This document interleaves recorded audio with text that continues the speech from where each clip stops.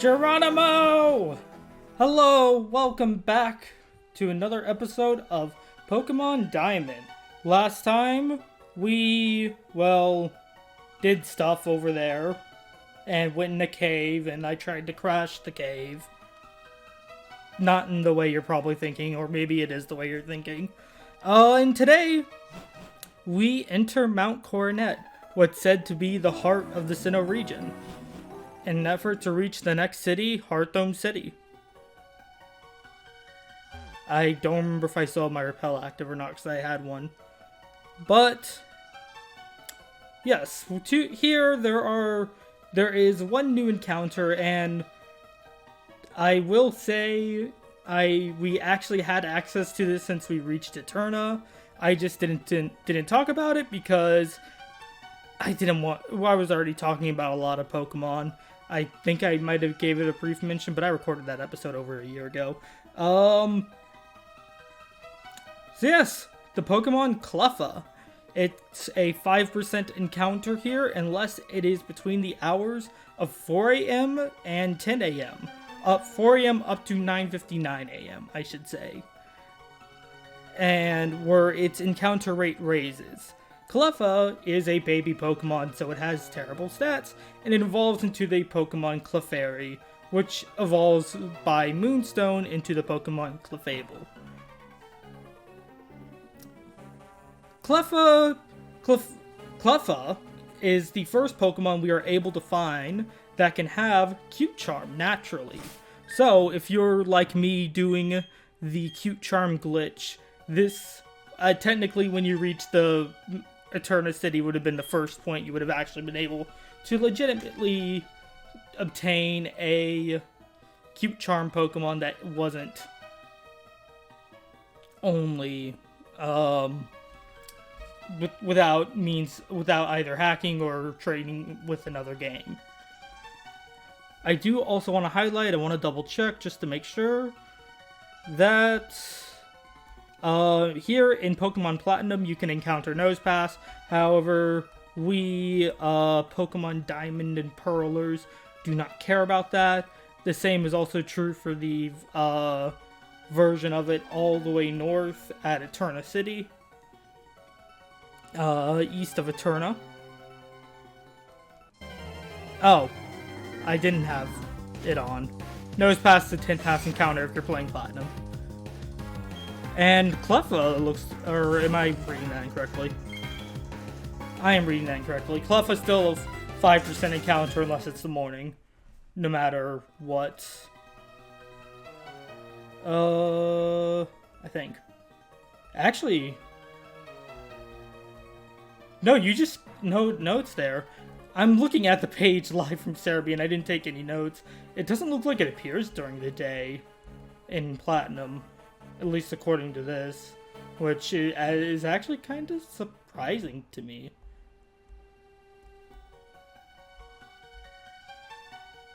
In this area, if you are playing Pokemon Platinum at night, you can encounter Clefairy, the evolved form. So if you just want to skip the evolution and get straight to, you want to skip the Pichu, get straight to the Pikachu, you can, and you're playing Platinum, you are in luck.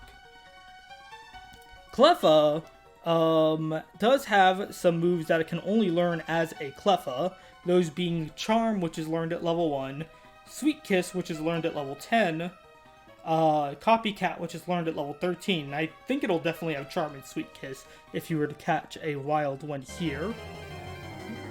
And Magical Leaf at level 16. And then it can also learn Uproar through Tutor. I don't remember if I caught a shiny Chingling or not, but I do want to actually catch one really quick. Just in case. I actually thought I hadn't gone over Chingling, and I went and checked in my previous video. And, no, I had gone over Chingling. So, oh, right, Fig Out only works once.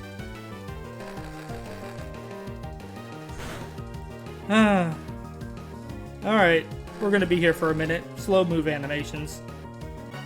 Alright, we caught a Chingling. That is a 10% encounter here. You can also find Geodude, Machop, Zubat, Meditite here in Diamond and Pearl, and Bronzor if you're playing Platinum.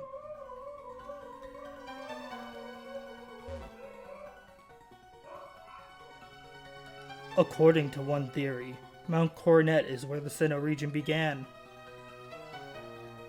In a newly created world, a world where only time flowed and space expanded, there should have been no strife.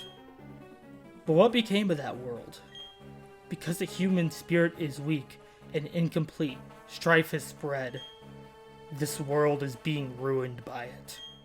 I find the state of things to be deplorable.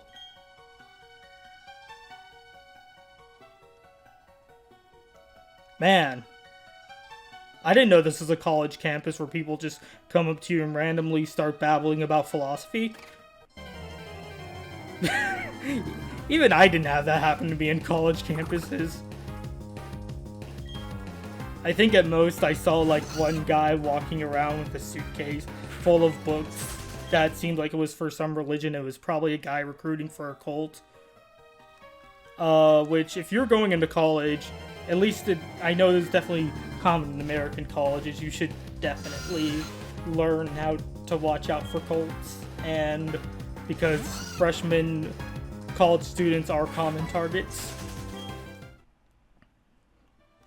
I do want to get a Cleffa while we are here, so I'm going to take a minute, see if I can find that. If not, I will catch it off screen and show it. Oh, yeah, I guess you're also probably wondering, why are there two paths? One that you just run around and the other with Rock Smash. And I'm guessing it's because maybe they don't expect you to have, just in case you don't have a Pokemon with Rock Smash on you and you guys just happen to be passing by. But, well, yeah, I guess it's theoretically faster to go this way, but really we all know the theoretically fastest way is to be on your bike with a Repel. Oh, there is something. Okay, it was here. I knew there was something in one of these rocks. I don't know if I ever went over it before, but an ether is an item that restores power points to moves. When you record episodes so far apart, you forget what you talk about. Now, excuse me, I'm going to spend a few more minutes running around, see if I can find an adorable star-shaped little... What is Cleffa supposed to be anyways? I'm curious now, I'm looking this up. I guess, I didn't want to talk about one thing about the Clefairy line that is really neat. Just as like a gameplay standpoint, and that is, I talked about their ability being Cute Charm, but they also, the Clefairy can also have another ability, and that is Magic Guard. And the Magic Guard ability prevents all damage except from direct attack moves. I believe that's the in-game description. Basically, status conditions like burn, poison, don't do damage. You still can be paralyzed, and frozen still prevents you from moving, sleep still prevents you from sleeping, and I think burn also still halves your attack.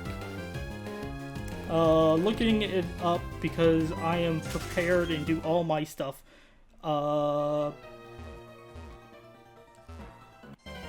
In-depth effect, I am prepare all my stuff in advance.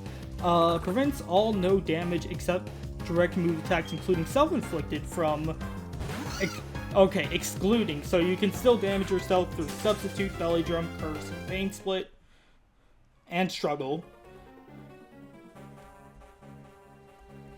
And I believe Cleffa is the Cleffa line's the only Pokemon, the only line in the entire game that has it as an ability. It is unique to them. The Abra line would gain it as a hidden ability in the next generation, along with the Pokemon Sigilyph. But if you can get a way to burn or poison your Cleffa, or Clefairy or Clefable going into battle, you can basically make it so you can check opponents that will try to use Thunder Wave on you or try to burn you. Let me check Clefable's stats. Yes, expertly prepared, all ahead of time. Oh, it has a 50%. It has a 50% chance of holding a Leppa Berry and a 5% chance of holding a Moonstone.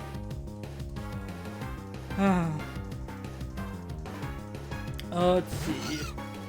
Just like a lot of Stone evolutions, it has no level up moves. Once it once you evolve Clefairy into Clefable, it is primarily a special attacker with it's primarily a special defense wall, because with that HP and special defense, its attack is 70 and its special attack is 85. Neither of which is good, but 85 is higher than 70. And it is slow, so it'll likely be outsped by everything. But it is also a normal type. Yes, this is pre-Gen 6. And it has normal type syndrome, where it learns an ungodly amount of moves. Why? Why can Bidoof learn Thunderbolt? Actually, let me double check. I know that's a thing in Pokemon Go, because they had an event where they released a bunch of Pokemon with different they released a bunch of Bidoof, and each had like a different special move. So like one had Ice Beam, one had Shadow Ball, and like I still have several Bidoofs on my file that I've just never evolved, just for the sheer novelty of it.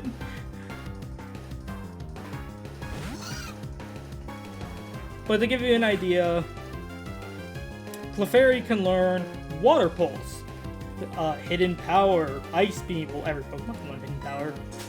Blizzard, Light Screen, Solar Beam, Iron Tail, Thunderbolt, Thunder, Shadow Ball, Brick Break, Psychic, Flamethrower, Fire Blast, Facade, which is a move that doubles in power if it is poisoned, paralyzed, or burned. So again, if you want to get a pre-poisoned or burned Clefairy in the battle, that is also a strategy. And it is a normal type move, so it gets same type attack bonus. So even though it is a physical move, which Clefable is weaker in, it can be a sort of fun gimmicky strat.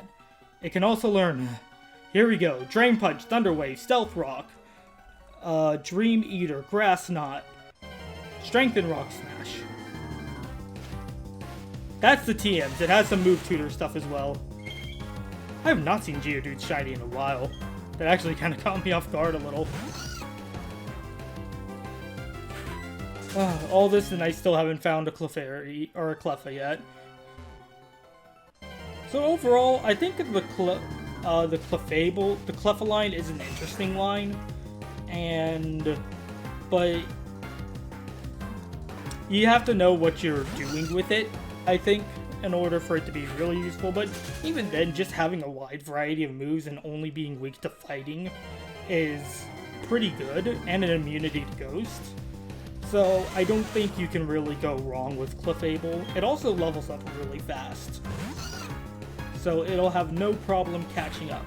As I mentioned earlier, I wanted to look up the design origins, which the website Bulbapedia has a lot of stuff on design, and it said that it's probably based on a fairy and pixies, and possibly the Moon Rabbit. Which Clefairy are associated with the moon, especially if you play the Gen 2 games. And Gen 1, since they're found, the first time you can find Clefairy is Mount Moon. Also, 2 fun facts from Bulbapedia really quick, just to fill in the time. Clefairy is the only Pokemon with a base stat total of 218, and it is tied with 2 Pokemon that weren't even released by the time I started recording the series.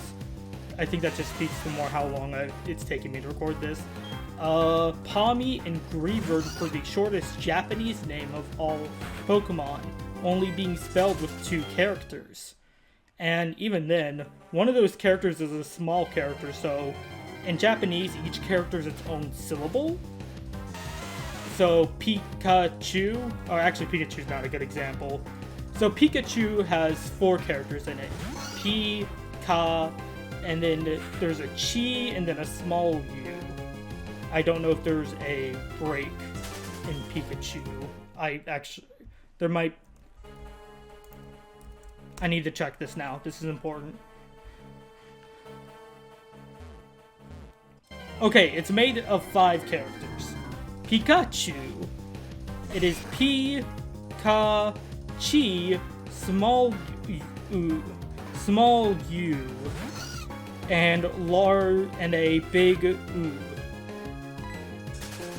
The big U is just to indicate a long vowel, so it's still 3 syllable. It's more like 4 syllables, but it's 3 syllables. It's Pikachu. But I said there's 5 characters. There's a small character that basically, instead of Chi and U, it's pronounced Chu. Cleffa's Japanese name is P. Not P. P. There's a Y sound in there. Like, think P-Y, but you want to say it as 1 syllable. P. I don't know what Pommy and Griever's names are, and I'm not looking it up because I've already looked up stuff, and I don't like doing that in the middle of recording.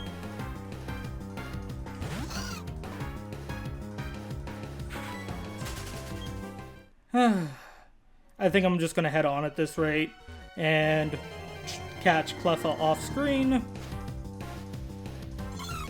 Ah! Okay, I'll take it, and it's a shiny too. Okay, so let's fake it out. Fake out shouldn't do enough to take it out though. Cleffa again is pretty weak. I'm really scared to even try and attack it.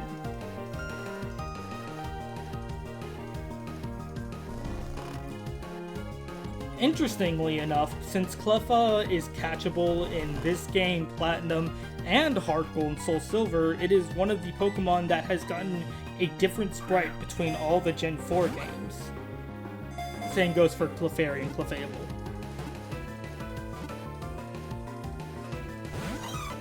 So close, come on. Oh, it shines again when he breaks out? That's actually pretty cool. Again, I have not played this in a while. To give a real world thing is that the last episode I recorded a month ago, not a year ago, so we're getting there. There we go. And let's see Cleffa's Pokedex entry. I didn't read it ahead of time, but Pokedex entries can be hit or miss. Hopefully you are a hit. Its silhouette is like a star. It is believed to arrive riding on shooting stars. You're not Kirby.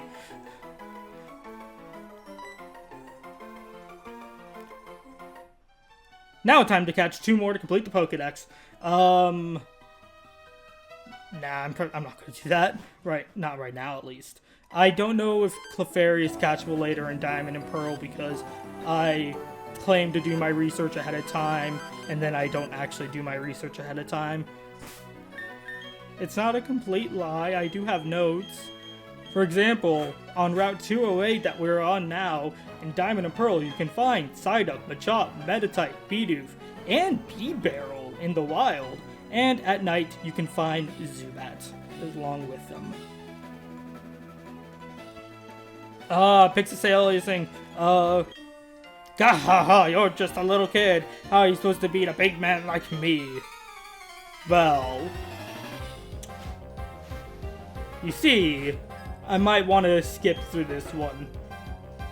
That guy, if he wants to see how I would beat... You know, there was a joke in there about violence, and I did not stick the landing. I am sorry. Oh! Oh no! Oh no, that's the strongest it can be. There goes Apple's chance of getting experience. Oh, I keep forgetting they have magnitude. I'd be a terrible Nuzlocke player. Funny enough, I am actually doing a Nuzlocke live on Twitch when I can get around to it. But yeah, let's not talk about that because that's dating the video, even though like I haven't done that already or anything. Wildberry, just sweep. Clean house. This guy really wanted to see how I would take down someone like him, and the answer is a like 2-foot plant thing with roses for arms. Roselia is super small. Like, I think I mentioned this before, but I thought Roselia was taller than it was. And then I saw it in the anime, and I was confused, and I looked at its Pokédex entry, and it is puny. It is 1 inch. Or not 1 inch, 1 foot. Wrong Pokemon. I believe Flabebe is 1 inch. Alright.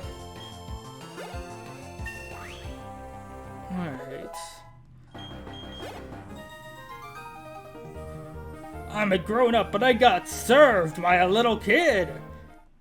Well, at least he can own it. I respect that. Do I have any revives on me? I have a... No. I'll be right back. Also, because a friend asked me this, and I saw a video saying I discovered the most useless feature in Pokemon Platinum, I need to point this out. 1, it was in Diamond and Pearl. 2, I knew about it since the game's release. And 3, I just never bothered to share the information because it isn't really relevant. But these stands, I think I also mentioned it earlier, but I don't remember if I did or not. But these stands, which are by like every Pokemon Center and in each city in the game, or almost every city, and maybe not Celestia Town. Celestic Town, I don't know. You can mount your bike and dismount your bike from them. And what's the use of this, you might ask? 1, it adds a little bit of realism that you have a usable bike stand. But 2, it means you can also assign something else to Y. So if you really want to keep, I don't know, the trainer, if you want to keep, like, the Versus Seeker registered, the Versus Seeker, right? Yes, we do. If you want to keep the Versus Seeker registered, but you need to make a quick one, you can control your speed more like this, then you can run to the Pokemon Center really quick, remount your bike without having to change it, and still keep your Versus Seeker registered. So, there's a use for it. It's not completely useless. It's only mostly useless. Alright, so we are back on Route 208. There's an item we cannot get for a long time. Well, I didn't know Pokemon was like a Metroidvania. Dangling a way to go with a power-up that we can't access until way later. That makes Pokemon a Metroidvania, right? It totally does. Alright, you got a Machop. Come on, Apple. I believe in you. Mostly. Actually, I'm gonna Toxic just in case. Or not. Okay, it's okay. The AI is stupid in this game. I believe I've mentioned it before, but I believe... I want a source to double check this. But I believe there is no difference in AI between wild Pokemon and trainers. Which is pretty bad. Ooh, that is actually a little scary. Alright, but you're a tank, Apple. I believe in you. Come on.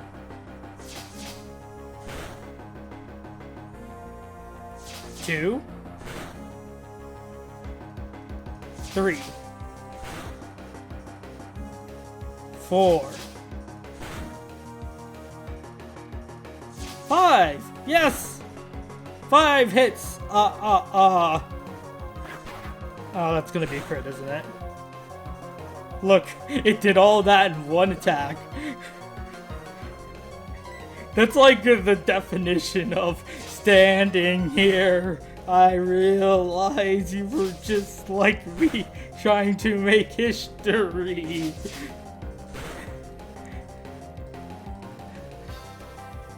Ah, why won't you die? Defense points, son. Alright, he should be down this turn.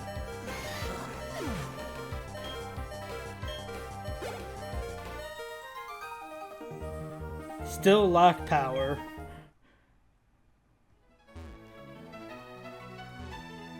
And... okay, I believe you're holding the experience share.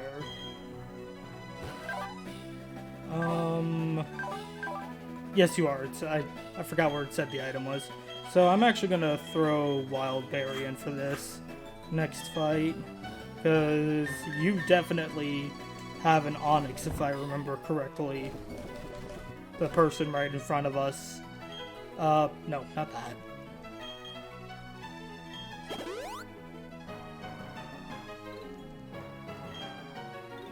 Alright.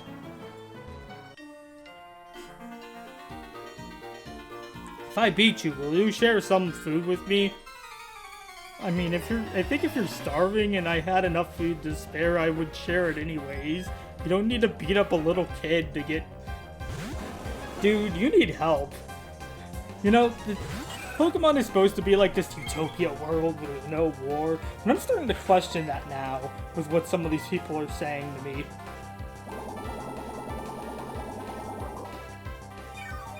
Heck, I've been playing through Pokemon X and Y again recently, doing a Professor Oak challenge, which that is a topic for a completely different video. But I recommend looking it up if it sounds interesting. And some of the dialogue of the trainers sort of have me like, holy crap, they actually said this? Like, I will break you, or, hey, that guy who's running around, in circles on the level below me, doing, like, the trainer below him doing what any Pokemon NPC does, just following around. The trainer nearby him says, I wonder if he's okay. He's been running around like that for hours. Alright. Yep, okay, I figured if I was gonna go full-on bike through here, if I was gonna get a Pokemon or not. Such is the way. If you're playing Pokemon Platinum, you can find worlds here. Be careful, they can no teleport. It depends on the level, I think. Wow, I can't believe I got past her without being seen. I was meaning to enter a contest, hint hint wink wink, but beating you won't take long. Yeah, because I'm definitely an NPC trainer with only one Pokemon. Alright, well... Apple wins through War of Attrition, so you already know how this goes. Yep, we missed the first Toxic. Manipulating RNG, obviously, for several 5-count scratches. Definitely. That's definitely what I was doing. All a part of my plan. Oh my god, that took way longer than it needed to.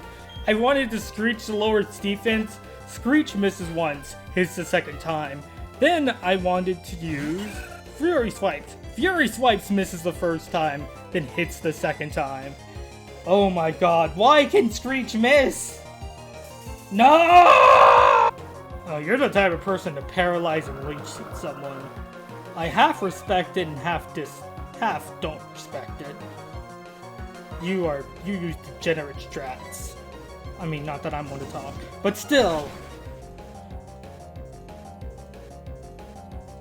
You know, she said beating me would only take a second, but we've been here for like well over a few minutes. I mean, part of that's due to the game system, but I think your strategies also need work.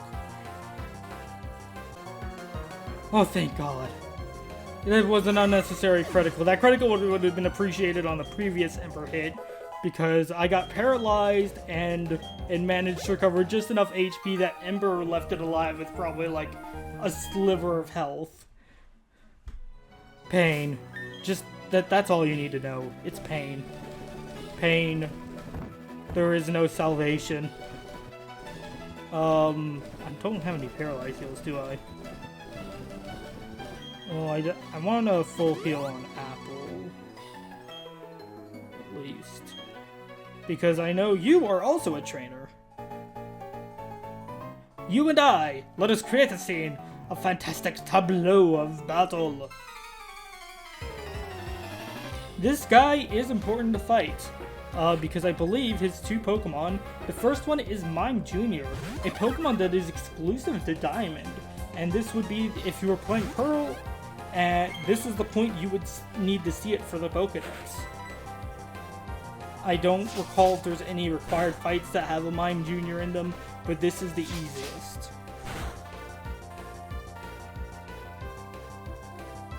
Oh no. Oh no. Encore makes you do the same move over and over for a few turns, which can be hilarious if you get it on a Pokemon using like a move that's completely ineffective. Yeah. Mime Jr. also learns Copycat and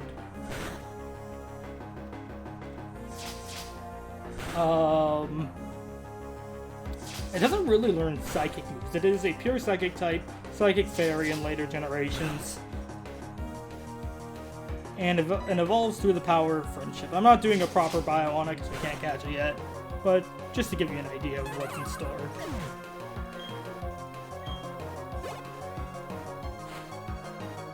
And for us Diamond players, Bonsly can be found here. Bonsly and its evolution, Sudowoodo, are exclusive to Pearl.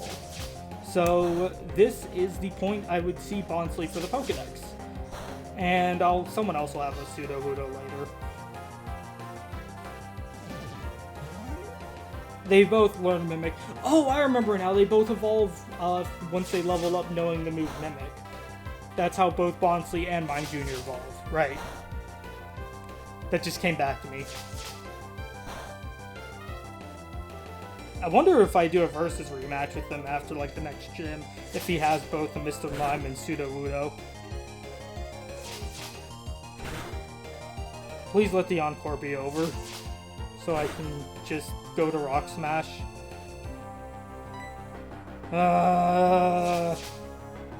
Pain. And with that, we've defeated Artist William. Magnificent! I am aglow with inspiration. And I want to yes, there's a honey tree here. And this guy, he isn't a trainer. Don't say a word, just take it. Remember when I said there was something in the underground? Or, hold on, I think if you go to Route 209, go underground, listen to the stone pillar, talk to people underground. Well, we're on Route 208, so Route 209 will be just past this next city. So, it won't be long before we have a use for it. And don't worry, if you don't have access to multiplayer and can't meet the underground requirement, there is a required trainer that has the Pokemon that will come out of this. So, excuse me while I'm pillaging this guy's berries.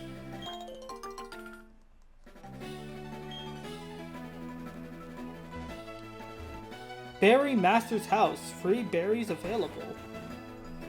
This guy is the Berry Master.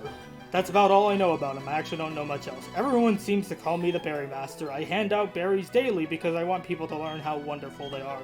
You're a deserving one. Obtain the Wiki Berry.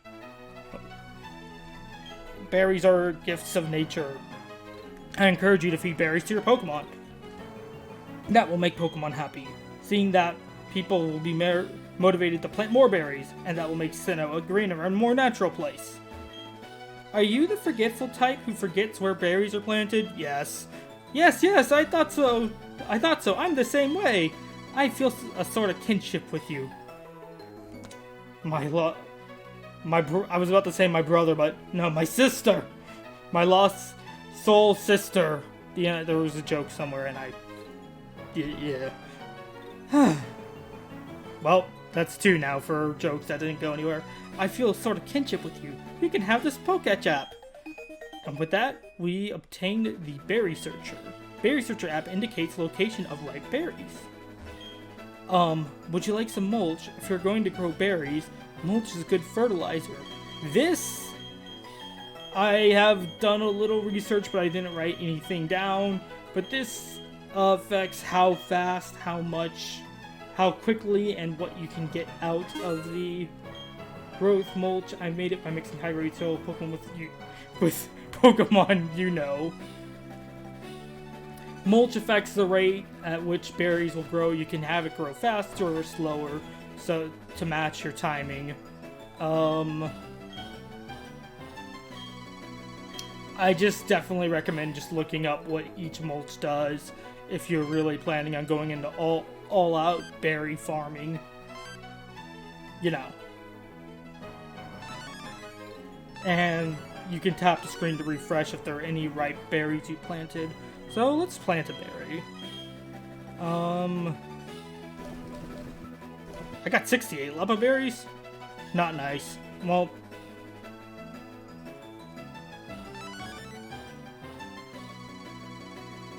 oh, and I guess water. I believe it looks like you have to fertilize it before you plant it. So unfortunately, no. So, do your research if you really want to get into berry farming. I might do some, because having some berries is kind of nice. But, alas, we have arrived here at Heartdome City, and I think we have just enough time that we can enter the city. If you say Heartdome City, I only say this: Pokemon contests. I'm going to enter my darling Pokemon in them. Heartdome City is a great place. Every year it gets voted the most desirable place to live in Sinnoh. That I did not know. Actually, I never talked. That was probably my first time talking to that NPC in my entire life.